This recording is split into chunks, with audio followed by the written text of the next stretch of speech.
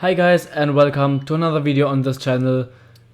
Today it's my team career mode, round 7 in season 2, around Silverstone for the British GP. And ahead of the GP I was looking for some facility upgrades I could maybe do, but unfortunately I still don't have enough money for that.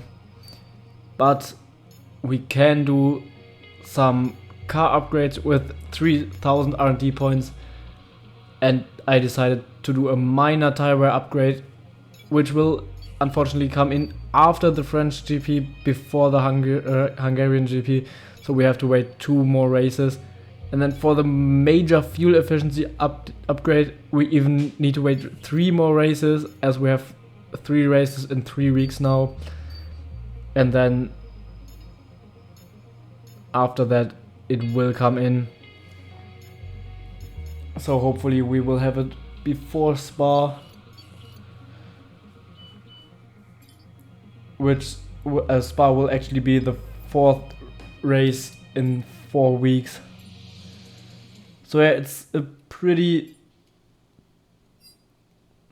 close together everything in the calendar. And as we go to the race weekend, on this weekend, we see at the end of qualifying there will be a little bit of rain. So hopefully we can still get a good position on the grid. And then maybe score some points on Sunday. We're in P8 in the driver standings still, and with 1 point ahead of Williams and 3 points ahead of McLaren, still P5 in the constructor standings. But we didn't really score that many points in the last races, so we definitely need to do a little bit better and actually score some points again. This will be the target for today's race.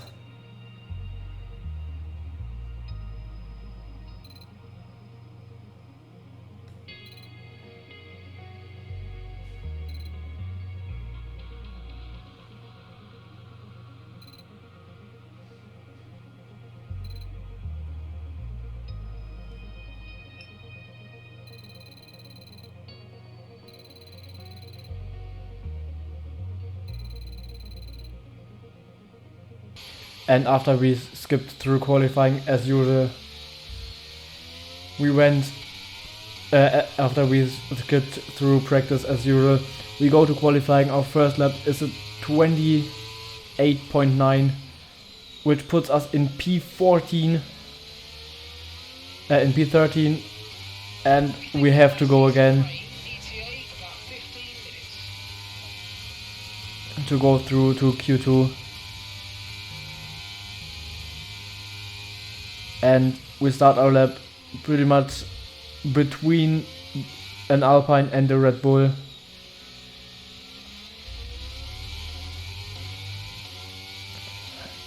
And we're 2.5 tenths up on our previous lap, coming out of sector 1. It's actually a purple first sector.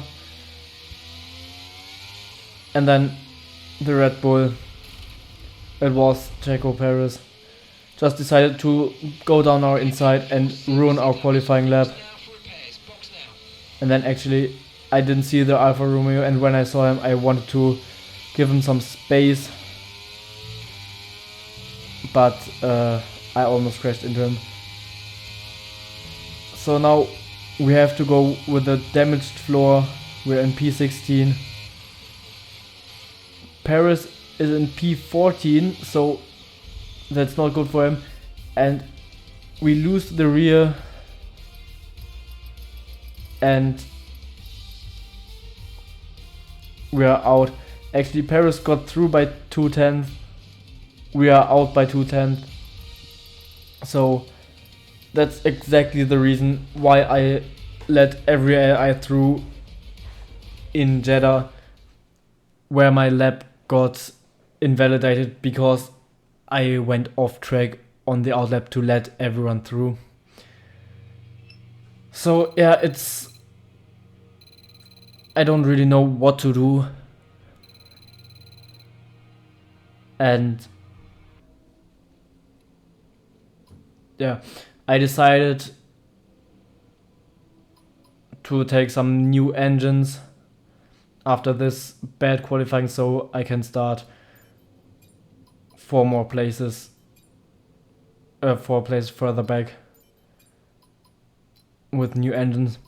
But I wanted to keep it a little bit realistic, so if I had 1 or more engines that I didn't use already, I used them instead of completely new components. So I hope I still won't have to take any engine penalties at the end of the season, and that's why I took a new energy store and a new control electronics. But like I said, I want to keep it realistic, so if I only use 2 engine parts of the parts I can use 4, I decided not to take completely new, but just the newest I have. So yeah, that's the reason why I did this and not completely new. Off the back of a fantastic qualifying session, it's time to see how our starting grid looks like for today's race. An immense lap from Fernando Alonso yesterday puts him on pole position. Sergio Perez lines up alongside. Considering the rest of the grid, we have Verstappen, Russell, Hamilton, Leclerc, Sainz, Norris, Albon, Stroll, Oscar Piastri, Bottas, Gasly, Ocon, Fittipaldi, Teo Pourchaire, Magnussen, Sargent, Tsunoda, Joe, De Vries, and the owner-driver rounds off the grid. Now it's almost time for lights out, so let's go down to the track.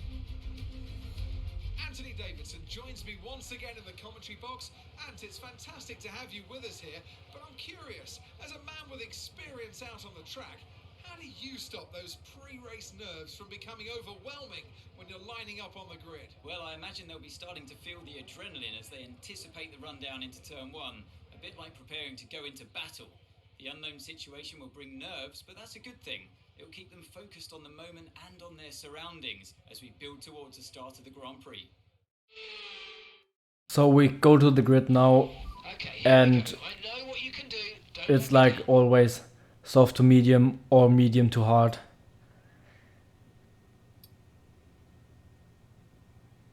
It's just the strategy in every race. A little bit boring, I guess. I decided to go soft to medium for this race,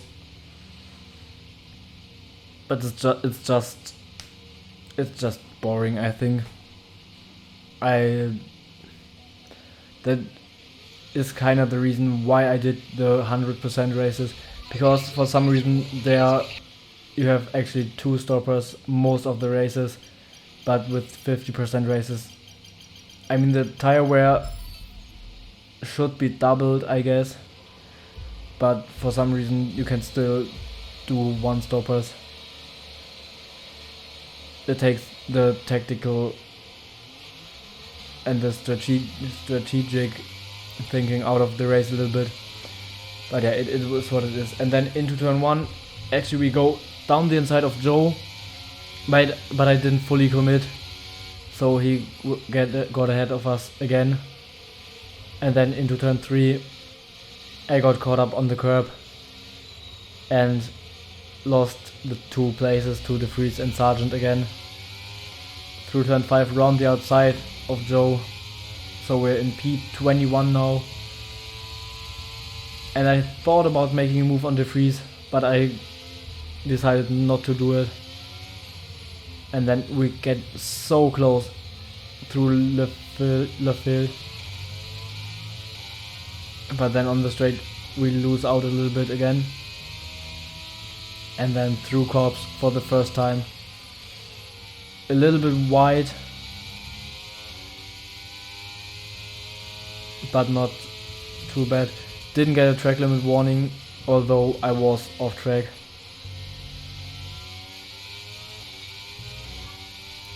And we stay close to the freeze.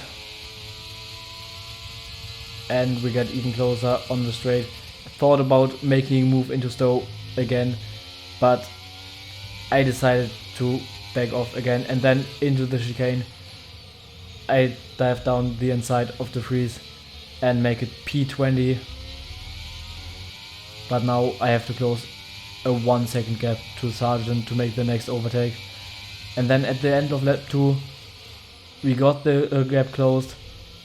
I hesitated a little bit, and then on the exit, I spun the car a little bit.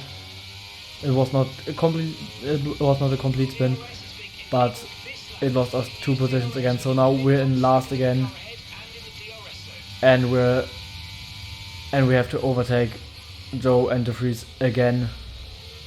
So yeah, I made a mistake there and got punished for it.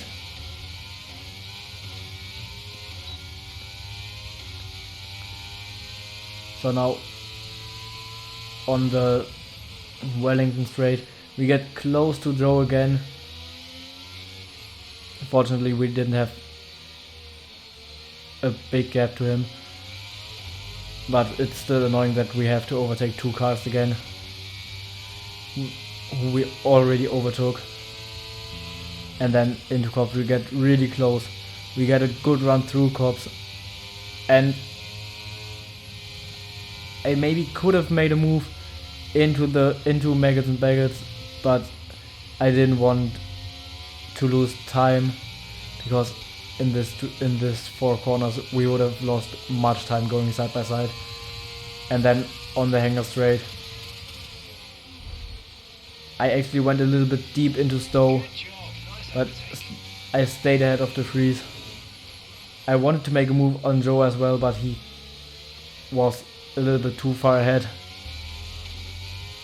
But then on the next DRS straight, I think we should be able to make a move on him as well and go back up into P20 again.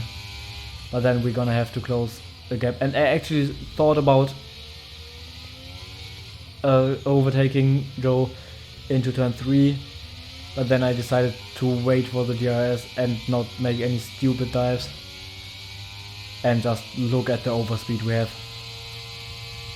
And then he actually keeps it around the outside at first, but then he got no chance to keep it there. And then into the field, he actually almost went down our inside again, but we were quicker than him.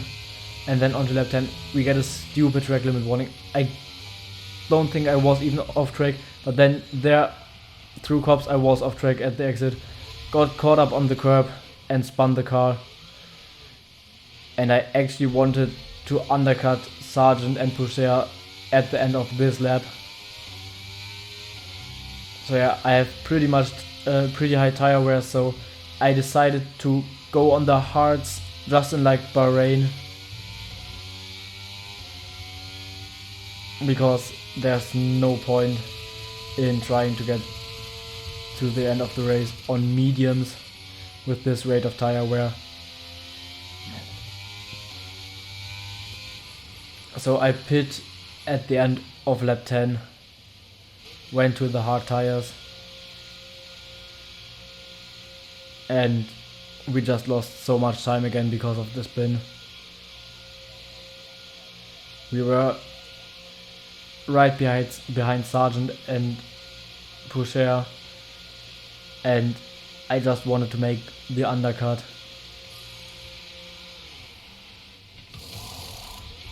But the curb, I just got a little bit too much. I just went a little bit too wide, got caught up on the curb and spun the car. I was actually lucky not to end my race with that incident. And then at the end of lap 12 you can see there De Vries is in the pits. And although we had, I think, 7 seconds gap when we went into the pits. We come out side by side with him and actually overtake him. But now we have 10-second gap to Sargent, and it's gonna be really hard to close that gap back down again. And then at the end of lap 13, Joe and Poucher are in the pits as well. Poucher is out of the pits way ahead of us, and then there you can see Joe came out a little bit ahead of us, but we are under 2 seconds to him, so we're very close. And then at the exit of turn 5 we gain even more, and we're almost in the DRS window again. But now to Poucher and Sargent we have 7 and 9 seconds, and now onto the hangar straight we go. We just fly past Joe. Nice work, mate. That brings you up a place. And now we try to close the gap again and maybe get into P19 or maybe P18. There won't be much more in this race for us. Yeah, we messed up with the spin and the half spin before that.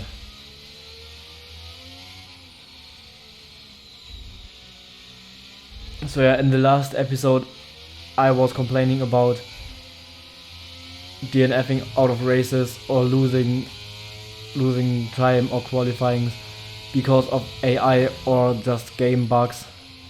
But this time it's our fault, and it really doesn't feel as bad as having the game or the AI just kill your race.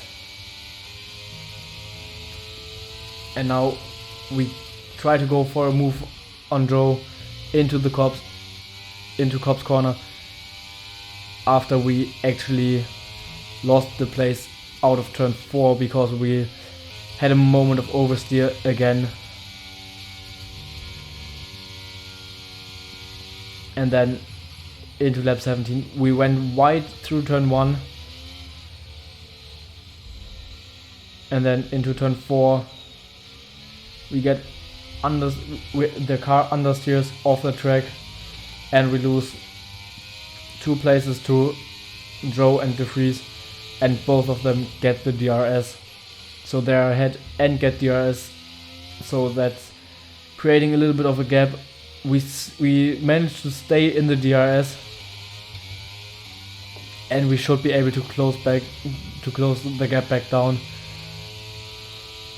to maybe half a second, so we can safely stay in the DRS. And there into Stowe there are yellow flags, and Esteban Ocon is out of the race with an engine failure. And then we just for some reason mess up Nuggets and Baggets. So now we have 1.7 seconds gap, even 1.8 seconds. But then a few laps later we are right behind Joe and De Vries again, and then Joe goes wide. De Vries breaks more than I expected because of Joe going wide, and then we almost lose our front wing at the back of De Vries' car. And Joe squeezed us out a little bit as he just came back on the racing line like there was no one. And then Joe actually pitted and got overtaken by the leader, so he's 1 lap down now. And we go on for a move on De Vries into Stowe. So we're battling it out for P19 now. And in the end, De Vries stayed behind us. And we come home to finish the race in P19, which is not the result we wanted, especially with new engines, even though we started from P22. But again, our qualifying got ruined by an AI doing a really stupid move. So yeah, it's the same thing I'm always complaining about. And there's just no way to avoid it. If I go off track to let them through, I just get my laps invalidated. Even though I go off track on an out lap completely unrelated to the lap after. And if I don't let them through, they just overtake me on my qualifying lap. It's just, I really don't know what to do anymore to keep them from destroying my qualifying laps. It's just so annoying. I really don't know what I can do to keep them away from me.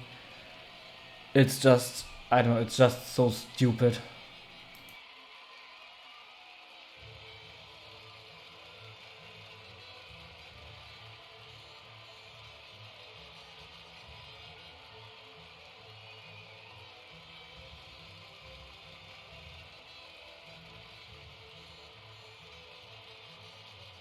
So again, no points for us. And yeah, I mean, in the race, we probably could have gone a few positions further ahead, but we wouldn't have got any points anyways. So then in the constructor standings, we lose P5 to Williams, and McLaren closed up by 2 points again. So now we're just 1 point ahead of McLaren in P7, and we're 9 points behind Williams in P5 in front of us. So we need to get some points in France or Hungary, but we definitely need to get some points. And hopefully next time we won't have stupid AI ruining our qualifying. So yeah, see you guys next time. Goodbye.